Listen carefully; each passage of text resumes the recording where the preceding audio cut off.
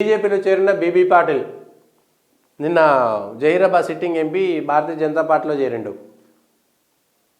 మొన్న Nagar Kurnool sitting MP Pothuganti Ramulu చేరిండు. వాళ్ళ కొడుకు భరత్ ప్రసాద్కు నాకు టికెట్ ఇచ్చేసేయండి, మా కొడుకుకు ఇస్తే మేము గెలిపించుకునే ప్రయత్నం చేస్తామని. దీంట్లో ట్విస్ట్ ఏంటంటే టీఆర్ఎస్ పార్టీకి సంబంధించినటువంటి 9 మంది ఎంపీలు ఉంటే అందులో ముగ్గురు, ఒకరు పెద్దపల్లి ఎంపీ కాంగ్రెస్లో చేరిండు, బీజేపీలో 2 ఎంపీలు చేరారు. ఇంకో 2 ఎంపీలు కూడా కాంగ్రెస్కో బీజేపీకో వెళ్తారన్నటువంటి చర్చ జరుగుతుంది. టీఆర్ఎస్ పార్టీకి సిట్టింగ్ ఎంపీలే అందులో ఉంటే మేము గెలవాలనుకున్నటువంటి సందర్భంలో ఇంకా పోటీ చేసేటువంటి వాళ్ళు కూడా ఖర్వైపోతారు. అందుకే దీనికి సంబంధించి భారతీయ జనతా పార్టీ వైపు ఒకవైపు మోడీ వే ఉంది, మళ్ళీ మోడీ సర్కారే వస్తుంది కాబట్టి కాంగ్రెస్లో గెలిచినా కూడా ఉట్టి ప్రతిపక్ష నాయకుడిగా ప్రతిపక్ష ఎంపీగా ఉండాల్సినటువంటి పరిస్థితి ఉంటుంది. కాబట్టి అక్కడ చేసి కూడా ఏం లేదు, గెలిచినా కూడా ఒట్టిగా ఉండాల్సినటువంటి పరిస్థితి ఉంటుంది. కేంద్రంలో మళ్ళీ బీజేపీ సర్కార్, మోడీ సర్కార్ ఉంటుంది, రాష్ట్రంలో కాంగ్రెస్ సర్కార్ కూడా ఉన్న ఎంపీగా ఉండి చేసేది ఏముండదు అనేటువంటిది ఒక ప్రయత్నం. సో ఎవరికి అవకాశం ఉన్న చోట వాళ్ళు వెళ్తున్నారనేటువంటి చూడాలి.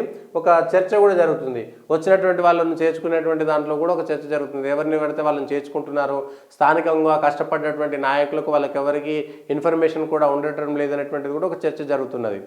నల్గొండ పార్టీలో ఉన్నటువంటి వాళ్ళకు అవకాశం లేకుండా వాళ్ళ ఎదుగుదలకు తోడ్పాటు కాకుండా వాళ్ళు ఎదగకుండా చేసినటువంటి నాయకులు ఇవాళ బయట పార్టీ నుంచి వచ్చేటువంటి వాళ్ళని ఎందుకు తీసుకుంటారు? రాజకీయాల్లో ఎదుటి పార్టీని దెబ్బతీయాలంటే తప్పదు, ఎందుకంటే వాళ్ళని బలహీనపరచాలి.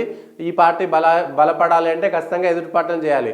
కానీ ఈ పార్టీ కోసం ఆహర్నిశలు కృషి చేసినటువంటి తమ ప్రాణాలను, కుటుంబాలను సైతం వదిలి సిద్ధాంతం కోసం ఉన్నటువంటి కార్యకర్తలకు, ఆ ద్వితీయ శ్రేణి, తృతీయ శ్రేణి నాయకులకు సరైనటువంటి గుర్తింపు రానంత కాలం ఆ పార్టీలు ఇబ్బంది పడతాయనేటువంటి విషయాన్ని గుర్తుంచుకోవాల్సి ఉంటుంది. బీబీ పాటిల్తో పాటు ఖమ్మం ఎంపీ నామనాగేశ్వరరావు కూడా వెళ్తారనేటువంటి చర్చ జరుగుతుంది. నల్గొండకు శానంపూడి సైదిరెడ్డి వెళ్తారు బీజేపీ టికెట్ కోసం అనేటువంటి ఒక చర్చ కూడా సాగుతున్నది. అదేవిధంగా మల్కాజ్గిరిలో ఆల్రెడీ భారతీయ జనతా పార్టీలో కొట్లాట అవుతున్నది. మురళీధర్ రావు, ఈటల రాజేందర్, స్థానికంగా ఉండే నాయకుడు ఇంకోరు అనేది. ఇప్పుడున్నటువంటి ట్విస్ట్ ఏంటంటే మాజీ మంత్రి, ఇప్పుడు మేడ్చల్ ఎమ్మెల్యేగా ఉన్నటువంటి మల్లారెడ్డి తన కొడుకు భద్రారెడ్డి, ఇంకెవరో పేరు నాకు ఐడియా లేదు, ఆయనకు మల్కాజ్గిరి ఎంపీ టికెట్ ఇస్తే మేమంతా పార్టీలో చేరుతామనేటువంటి విషయము, పార్టీకి ఆర్థికంగా సాయం చేస్తాము, పార్టీ తెలంగాణలో ఒక 10 స్థానాలు గెలవడానికి తన వంతు సాయం చేస్తారు అనేటువంటి ఒక చర్చ కూడా పార్టీలో ఉంది. ఇప్పుడు భారతీయ జనతా పార్టీ జాతీయ నాయకత్వం మళ్ళీ ఒక ఆలోచనలో పడింది.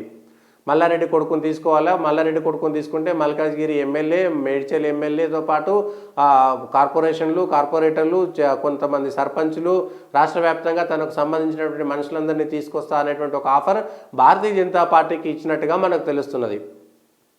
ఇప్పటికే ఈటల రాజేందర్కి ఇవ్వాలని వద్దనేటువంటి ఒక చర్చ, మురళీధరరావుకి ఇవ్వాలని వద్దనేటువంటి ఒక చర్చ, స్థానికంగా స్థానికేతరులు అనేటువంటి ఒక విభజన జరిగింది. మల్కాజ్గిరి పైన అనేక మంది ఆశావాహులు ఉన్నటువంటి నేపథ్యంలో ఇప్పుడు మల్లారెడ్డి కొడుకు ఎంపీ టికెట్ ఇస్తే మాత్రం అందరూ మేము వస్తామనేటువంటి ఒక చర్చ జరుగుతుంది. మరి మల్లారెడ్డిని నమ్ముతారా, తీసుకుంటారా అనేటువంటిది తెలియదు. కానీ ఇప్పుడు రాజకీయ వర్గాల్లో మాత్రం చర్చ జరుగుతుంది, బీజేపీ వర్గాల్లో కూడా చర్చ జరుగుతుంది. మల్లారెడ్డిని బీజేపీ తీసుకుంటుందా, తీసుకోదా, మల్లారెడ్డి కొడుకు టికెట్ ఇస్తారా లేదా ఇంకెవరికైనా ఇస్తారనేటువంటిది కూడా ఒక చర్చ సాగుతున్నది. అదేవిధంగా ఖమ్మం నుంచి కూడా ఒక మాజీ మంత్రి లేదంటే సిట్టింగ్ ఎంపీ కూడా బీజేపీకు వెళ్తారనేటువంటి ఒక చర్చ సాగుతున్నది. మహబూబాద్కు సంబంధించినటువంటిది వరకు సిట్టింగ్ ఎంపీ మాలోత్ కవిత కూడా భారతీయ జనతా పార్టీలో చేరితే బాగుంటుందా అనేటువంటి ఒక చర్చ తన వర్గీయులతోటి, తన అనుచరులతోటి చేసింది అనేటువంటిది కూడా ఇప్పటి వరకు ఉన్నటువంటి సమాచారం.